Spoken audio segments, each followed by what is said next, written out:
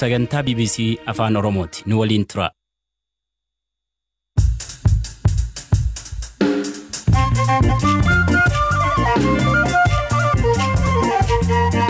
Akka mul'atan hordoftoota keenya kun sagantaa raadiyoo BBC Afaan Oromoo onkoloolessa 13 bara 2020 sagantaa har'aan baankiin biyyaalessa Itoophiyaa maallaqaa haaraa birrii biiliyoona 90 rabsuu fi sodaa maallaqaa sobaa maxxanfamuu irratti ibsa kenne qabanneera. Dilbata darbe baalee magaalaa Roobeetti dargaggoon tokko ajjeefamuu hordofee waan guyyicha ture irratti. Dhukaaf jalqabeenyaan ijoolleen fiigee anillee fiigee waygaa utaalee suuqii horii seenu kama dhaame harkarra kama dhaame fardi. Shawaa kaaba aanaa dagametti konkolaachisaan tokko kaleessa halkan ajjeefamuun 3 madaa'us isinitti himna. Daawwannaa pirezidaant Isaayaas Afawarqii gara Itoophiyaatti taasisan irratti immoo yaada xiinxalaa siyaasaa qabanneerra. Oduu gaggabaabaan taphataan kubbaa miilaa Kiristaanoo Roonaaldooon kooroonaa vaayirasiin qabamuus isinitti himna. Kan isin waliin turtii taasisu Anzaalaalam Taaddisaati. Baankiin biyyaalessa Itoophiyaa haala jijjiirraa maallaqa haaraa irratti har'a miidiyaaf ibsa kenneera. Ji'a fulbaanaa keessa lakkoofsi namoota maallaqa isaanii gara baankiitti fidanii fi herrega baankii banatanii dabaluu hooggantoonni baankichaa ibsaniiru. Ibsa kana kan hordofe Abtaamuu Xibabuu bilbilaan Finfinneerraa dubbiseera. Sadarkaa jijjiirraa maallaqaa amma irra jirurraa himuun eegala.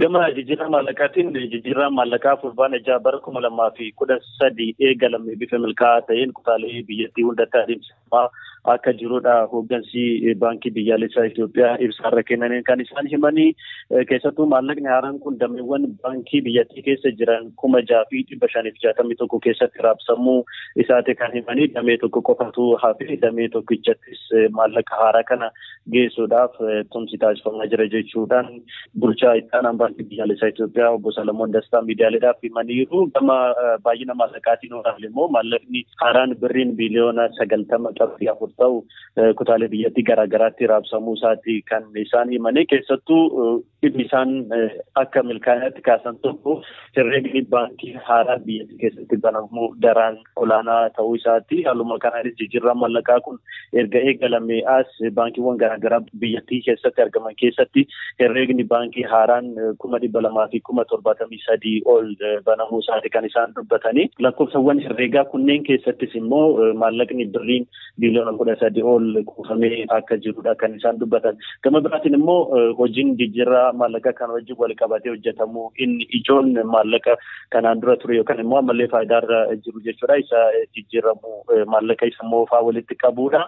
Gama kanaanis maallaqa gama baankiiwwaniitiin walitti qabame gara birrii biiliyoona 100 fi biiliyoona 40 ta'uu baankiin biyyaalessaa Itoophiyaa kutaalee biyyattii garaagaraarraa walitti qabuu isaati kan inni himame. Kanaan achitti immoo ammallee maallaqni biiliyoona 57 ta'uu harka baankiiwwanitti akka argamuu fi hojiin itti aanus maallaqa kana walitti sassaabuu akka ta'edha kan isaan dubbatanii. Meetolee gama maallaqa sobaa maxxansiisuu wajjin wal qabatee iddoo tokko tokkotti maallaqni yeroo qabamuun himama. Kanaan sodaan jiru wanti ka'eeru jira. Ijeen Zalaalam dhimmi maallaqa sobaas dhimma ijoo ibsa har'aa irratti ka'edha. Keessattuu naannoo Amaaraa keessatti iddoowwan akka Gondar, Gojjaamii fi Shawaa kaabaa keessatti maallaqni sobaa yeroo socho'u mul'achuusaa akkasumas namoonni maallaqa sobaa kana maxxansan iddoowwan amma tuqaman kunneenitti akka argaman dubbataniiti kan isaan jiranii. Maxxansa maallaqa sobaa kana hambisuun baay'ee ulfaataa akka ta'ee fi iddoowwan hundatti yookaan immoo biyyaalee hunda keessatti waan jiru akka ta'edha kan isaan dubbatanii. Haa ta'u malee maallaqa sobaan maxxanfamuu fi maallaqa isa haaraa kanaan namni yookaan hawaasni burjaaja'uu hin qabu. Harkumaan illee qaqqabannee bifa salphaa ta'een gargar baasuun yookaan immoo adda baasuun ni danda'ama waan ta'eef hawaasni kanarratti of eeggannoo gochuu qaba. Maallaqni sobaa kun hagam yaaddeessaadha biyyattiidhaaf kan jedhus gaafii gama gaazexeessitootaatiin ka'eefii turedha.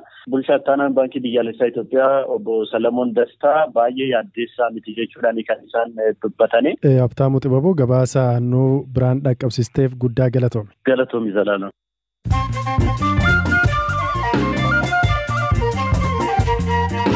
sagantaa raadiyoo BBC Afaan Oromooti kan caqasaa jirtan oduu gaggabaabaan sinitti hima. Daandii qilleensa Itoophiyaa gariin gara dhuunfaatti dabarsuuf hojii eegalee ture addaan kutuu ministeerri maallaqaa ibse. Ministeerri maallaqaa Obbo Ahmed Shide daandiin qilleensichaa yeroo weerara kooroonaa vaayirasiitti sharafa alaa argamsiisuu fi bu'aa qabeessa ta'uu isaa himan. ABC'n akka gabaasetti daandiin qilleensichaa biraandii Itoophiyaan ittiin beekamtu ta'uu himuun gurgurtaan isaa yeroof dhaabbachuus gabaaseera.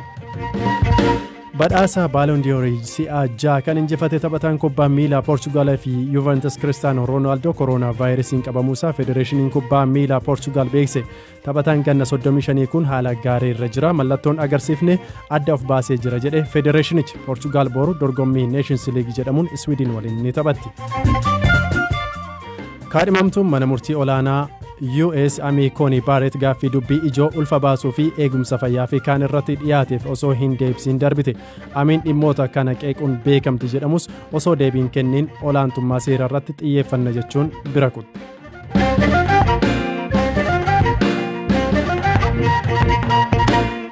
Gabaasa itti ceenee jira. Kaleessa halkan sa'a 6 irratti godina Shawaa Kaabaa aanaa Dagamitti konkolaachisaan tokko ajjeefamuun 3 madaa'utti gaafataman bulchiinsaa fi nageenya godinichaa Obbo Axinaafuu Baqqalaa BBC'tti himan.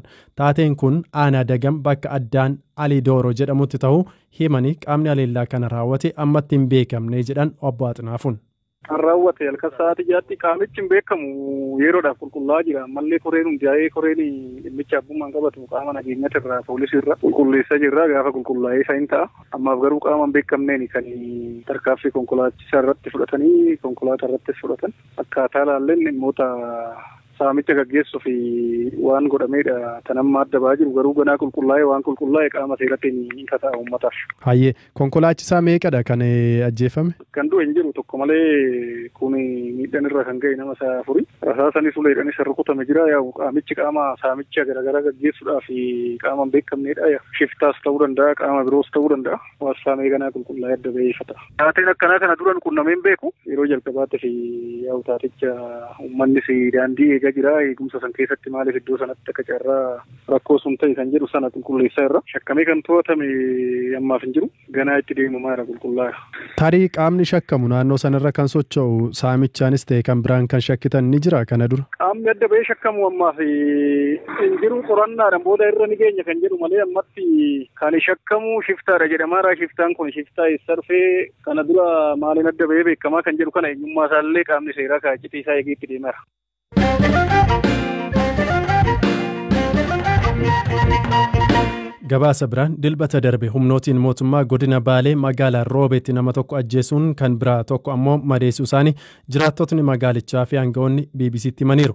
Odeeffannoon hospitaala rifaraalaa Gobbaa irraa argannes namootni rasaasaan rukutaman 2 guyyaa dilbataa gara hospitaalichaa geeffamanii akka turan agarsiisa. Taatee guyyaa sanaa kan gaafanni dargaggoon magaalaa Roobee maqaan isaa akka hin eeramne gaafate dargaggoonni 10 haga 15 caalle hiriiricha irratti argamuu himuun waan isaan mudates akkasiin BBC'tti himeera. Naannoo isaa 3 magaalaa Roobee keessatti yerroowwan haga mana 15 haga 20 ga'anii hiriirri mormii gaggeeffamaa ture. Hiriira mormii kana keessatti dhaadannoowwan Jawaar Mohaammed hiikamuu qaba, Baqqalaa Garbaa hiikamuu qaba, ajjeechaan ilmaan Oromoo irraa dhaabatuu qaba kana fakkaatan dhageessisaa turanii. Hiriirri kun jalqabee daqiiqaawwan 30 haga 40 booda naannoo Giriin Kaafee jedhamu yeroo gahamutti humni addaa Oromiyaa duubaan dhufee dhukaasa qeerroowwan irratti banee hiriira addaan bittinsee ture. Dargaggoon biraa maqaan akka eeramu hin feene BBC'n dubbisee hiriiricha irratti argamuu himuun ofiyyuu osoo baqataa jiru harka isaa bitaarra rasaasaan dhahamuu isaa dubbata. Eegasi Giriin bira hojjetoore duumaa waraanni kanumatti agarree uummanni eegasi waraanni dhukaasa jalqabeenyaan ijoolleen fiigee anillee fiigee utaalee suuqii horii seenu kama dhaame harka kama dhaame harka bitaa ciqeelee ol dhaame isaani. Achi booda karaa xeena xaabiyaa deemnee xeena xaabiyaa wayita deemnu ambulaansii wayiin jira. Ambulaansichumaan karaa Gobbaa deemne. Hospitaala Gobbaa jira Gobbaa deemnee achi booda qala'iin na keessa tureyyuu na keessaa baasanii. Reefi mijaa wayitu nu xeena xaabiyaa deemnu mijaan achi jiraa beekanii hinduu leen gasilaa. Teena xaabiyaa jira. Teena xaabiyaa ambulaansii makeessitee nama ismoodiin ambulaansii tokko keessatee deemte. Mucaan itti gahee daqiiqaa tokko osoo eegin du'e gobbatti. Kantiibaan magaalaa Roobee obbo Gazzaayin Dajane dargaggootni kun yaalii jeequmsaa taasisan humni nageenyaas olaantummaa seeraa mirkaneessuuf tarkaanfii fudhateera jechuun waa'ee taatee dilbata darbee BBCtti himaniiru. Hiriira jechuudhaaf nama rakkisa. Sababni isaa lakkoofsi isaa baay'ee xinnaadha. Nama 10 amma 15 hin caalu jeequmsaaf yaalii godhame jechuun hin danda'ama. Wannaansaa sa'aatii naannoo sa'a 3 amma sa'aatii 4 gidduun taate tilmaamanii dargaggoonni lakkoofsi namni kaase kuni gurmaanii sagalee dhageessisuu fi kaka'umsaa jeequmsaa taasisuudhaaf yaalii gochaa turani. Ergasii qaamni nageenya iddoo sanarra jira waan ta'eef battalumatti akka dhaabbatu kan taasifame baay'ee achirratti wanti sochiin diinagdees ta'e kan hawaasummaa daqiiqaa tokkoof hin dhaabbanne yeroo ammaas magaalaan tasgabbii guutuu qabdi jechuudha. Humni poolisii achi ture haala akkamiin tasgabbeesse? Viidiyoon tokko miidiyaa hawaasummaarra qoodamaa kan ture yeroo dhukaasni banamu wayii argisiisa kanneen. Wannaansaa sirriidha. Humni nageenyaa waan jiruuf iddoo irratti olaantummaa seeraa kabachiisuudhaaf tarkaanfii yeroo sanatti fudhateera. Tarkaanfii fudhatameenis miidhaan qaqqabee jira. Tarii lakkoofsi namoota bahanii muraasa yoo ta'e dhukaasa banuudhaaf kan dirqisiisu yookaan humnaa ol kan ta'uu fi lubbuun namaa baduuf sababa kan ta'u sanaaf kan dhaqqabsiisu ni jira ture. Tarkaanfii poolisii irraa fudhatame akkamitti ilaaltan? Isa haala achi jiru sana kan murteessu qaama rakkoo sana achitti argee madaalee qaama nageenyatti malee kan ta'u akkamtu irra filatamaadha, akkamtu salphaadha, akkamtu cimaadha, kamoon fudhadhee irra gaariidha kan jedhee murteessu teeknikaalii qaama nageenya achi jiru sanaadha malee bakka biraa qaamni jiru ulfina dubbii sanaa laaluu dhiisuu danda'anas sis dabalatee jechuudha. Kanaaf tarkaanfii qaamni nageenyaa fudhateef ulfina isaatii fi rakkoo silaa dhufuu malu hambisuudhaaf kanatu filatamaadha jedhee ilaalee tarkaanfii fudhate ta'uu danda'a. Anyways wantichi isaa qoratamaa waan jiruuf waan qorannoo irra jiru irratti kana sirriidha santu sirrii miti jedhanii yaada irratti kennuuf xiqqoo nu rakkisa. Miseensa poolisiis ta'e namoota hiriira ba'an keessaa kan to'atamee qoratamaa jiru jira? Dubbiin isaa qorannaa irra jira garuu lakkoofsa isaa akkasitti ammatti adda baasee hin qabu. Tole namoota meeqa kan lubbuun isaanii darbee waan uumameen? Namni tokko lubbuun isaa darbeera sanarraa kan hafe namni lubbuun darbe hin jiru. Itti gaafatamummaa kana eenyu fudhata jettu akka bulchiinsa keessaniitti? Qorannaarra waan jiruufi sirni itti gaafatamummaa dhufuu kan danda'u dhimmichi qoratamee yeroo xumuramu qaama kanatti itti gaafatamaa santu itti gaafatamaa kan jedhu qorannaa booda yoo dubbatame wayyaadha garuu qaamni kallattiidhaan hayyama tokko malee magaalaa keessatti sochii hin taane miira jeequmsaatiif socho'u sirnatti gaafatamummaa yoo kan fudhatu ta'e illee garuu immoo waliigala isaa dubbii kana ibsatti kennuun kan danda'amu qorannaa booda jechuudha. Kan xumuraarraan baanee jirra. Pireezidaantiin Eeritiriyaa Isaayaas Afawarqii Itoophiyaatti daawwannaa hojii guyyaa lammaffaan har'aa hidha haaromsaa guddicha laga Abbayyaa irratti hojjetamaa jiru daawwataniiru. Pireezidaantichi kaleessa ture godina Jimmaatti argamuun daawwannaa isaanii kan eegalan. Ministeerri muummee Abiy Ahmed ergaa gara aangoo dhufanii fi Eertiraa waliin araarri bu'ee booda pireezidaantiin Eeritiraa Isaayaas Afawarqii yoo xiqqaate si'a jahaaf jila isaanii waliin Itoophiyaa daawwataniiru. Ofii daawwannaan gaggeessitoota lameenii gama siyaasaa fi hawaasa dinagdee biyyoota lameenii irratti bu'aa akkamii fidaa jira? Gabaasa keenya kaleessaan xiinxalaan siyaasaa fi dhalataan Eertiraa amma Landan jiraatu Abdurrahman Abu Hashim gama Eertiraan jijjiirama fidee hin qabu kan ammaas kunis waan haaraa qabatee hin dhufu jedhanii ture. Gama biraan ammoo Ameerikaa bulchiinsa Joorjiyaa kolleejii Guuneetti barsiisaa saayinsii siyaasaa kan ta'an Yohaannis Gadaamoo wanta ifaa fi gaariidha jedhee yaada jechuun BBCtti himaniiru. Hooggantootni lamaan yeroodhaa yerootti wal arganii suuraa waliin ka'uu fi misooma adda addaa daawwachuun isaanii qofti wanta abdii kennuudha gaaffii jedhuuf Dr. Yohaannis akkas jedhu. የፎቶ ኦፖርቹኒቲ ብቻ አይደለም የሁለት መሪዎች እጅ መጨባበጥ ራሱ ጭራ ሱራ ከው ቆፋ ምቲ ገገስቶኒ ብየ ለማ harka wal fuudhuun isaanii qoftiyyuu mallattoof danda'e qabam irra deddeebiidhaan wal arguu fi haasa'uun amantaa fida kun immoo caalatti wal simaa yeroo deeme gara waliigaltee wayiitti geeddaramuu wantoota agarsiisan hedduuf carraa qabaannaa jechuudha akka biyyoota lamaaniitti kun ammoo yoom lafa qabataasa jedhu tilmaamuun ni cima garuu yommuu ji'aan inni tokko isa tokko bira deemee suura ka'us ta'e misooma adda addaa daawwachuu irra darbee dhimmoota akka hariiroo buufata dooniin wal qabatee jila tokko waa'ee hariiroo uummataa irrattis jila biraa dhimma daangaa irrattis akkasuma taasifamee sadarkaa ministeerotaatti kan beektota of keessatti qabatu gartuun cimaa kan hundeeffamu yoo ta'e biyyoota lamaan gidduutti fedhiin addaa kan jiraatu yoo ta'e carraan argaman hedduun jiru jechuudha. ብዙ የሚታዩ እድሎች ይኖራሉ ማለት ነው።